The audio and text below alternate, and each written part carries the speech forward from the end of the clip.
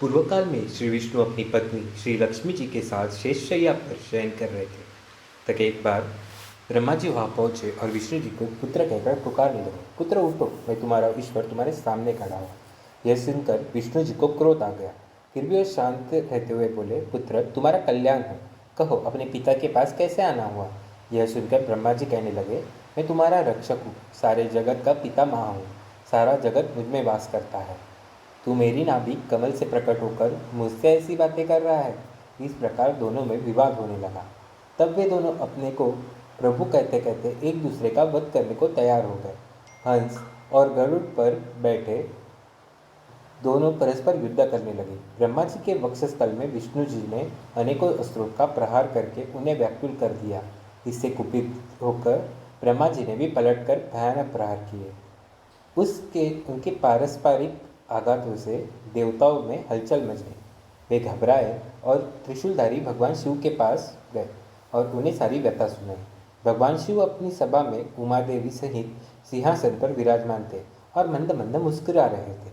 महादेव जी बोले, पुत्रों मैं जानता हूँ कि तुम ब्रह्मा और विष्णु के परस्पर युद्ध से बहुत दुखी हो। तुम डरो मत, मैं अपने गणों के साथ तुम्हारे साथ चलता हूँ।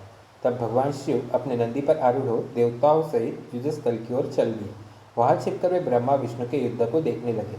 उन्हें जब यह ज्ञात हुआ कि वे दोनों एक दूसरे को मारने की इच्छा से महेश्वर और पाशुपात अस्त्रों का प्रयोग करने जा रहे हैं, तो वे युद्ध को शांत करने के लिए महाअग्नि के तुल्य एक स्तंभ रूप में ब्रह्मा और विष्णु के मध्य खड़े हो गए। महाअग्नि के प्रकट होते ही दोनों के अस्त्र स्वयं ही शांत हो गए।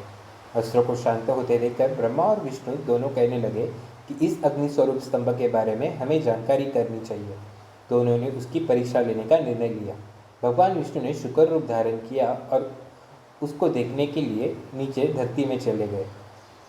ब्रह्मा जी हंस का रूप धारण करके ऊपर की ओर चल दिए। पाताल में बहुत नीचे जाने पर भी विष्णु जी को स्तंभ का अंत नहीं मिला, अतः वे वापस चले आए। ब्रह्मा जी ने आकाश में जाकर केतकी का फूल देखा।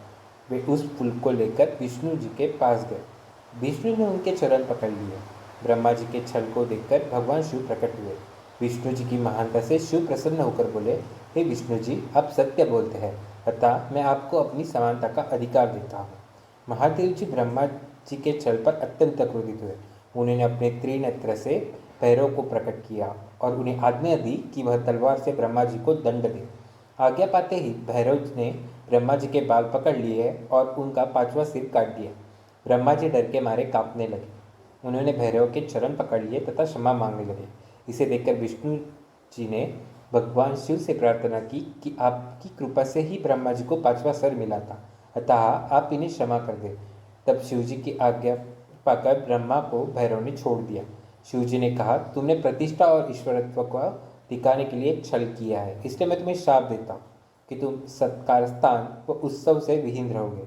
ब्रह्मा जी को अपनी गलती का पछतावा हो चुका था। उन्होंने भगवान शिव के चरण पकड़कर क्षमा मांगी और निवेदन किया कि वे उनका पांचवा सिर पुनः प्रदान करें। महादेव जी ने कहा, जगत की स्थिति को बिगड़ने से बचाने के लिए पापी को दंड देना आवश्यक है ताकि लोग मर्यादा बनाए रखें। मैं तुम्हें वरदान देता हूँ कि तुम गणों के आचार्य कहलाओगे और तुम्हारे बिना यज्ञ पूर्ण नहीं होगा। फिर उन्होंने केतकी के पुष्प से कहा, अरे दुष्ट केतकी पुष्प, अब तुम मेरी पूजा के अयोग्य रहोगे। तब केतकी पुष्प बहुत दुखी हुआ और उनके चरण में गिरकर माफ़ी मांगने लगा। तब महादेव जी ने कहा, मेरा वचन तो झूठा नहीं हो सकता, इसलिए तू मेरे भक्तों के योग्य होगा। इस प्रकार तेरा जन्म सफल हो जाएगा।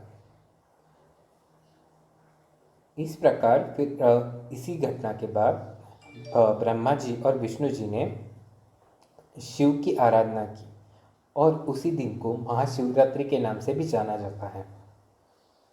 दोस्तों, ये कहानी आपको अगर पसंद आई हो तो कृपया हमारे चैनल को ज़रूर सब्सक्राइब करें और इस वीडियो को भी लाइक करें और अपने दोस्तों के भी साथ शेयर करना ना भूलें। धन्यवाद।